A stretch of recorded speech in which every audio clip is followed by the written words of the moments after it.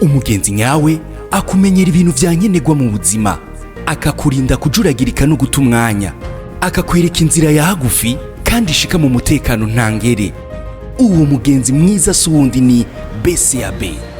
Umviriza, tandukana no gutonda imirongo urindiriye kuriha umuyaga nkuba canke kuriha fagitire y'amazi vya regidezo. BCAB yaravyoroheje. Itwaze nimero ya konter yawe mu kugura gusa na facture y'amazi ugomba kuriha kuri buri agence ya BCAB, habi Bujumbura no hagati mu gihugu.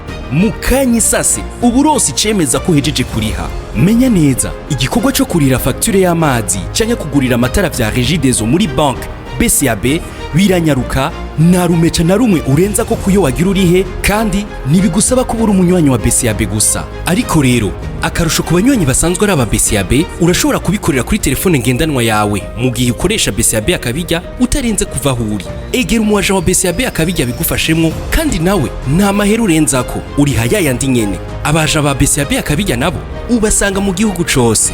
Si ivyo gusa, ku banywanyi ba BCAB murashobora kandi kurira amazi no kurira umuyaga nkuba vya regidezo mukoresheje internet banking yacu. Hamagara kuri 424 bagufashe muri ico gikorwa. BCAB ni umugenzi wawe mwiza. Shika mu iterambere na BCAB.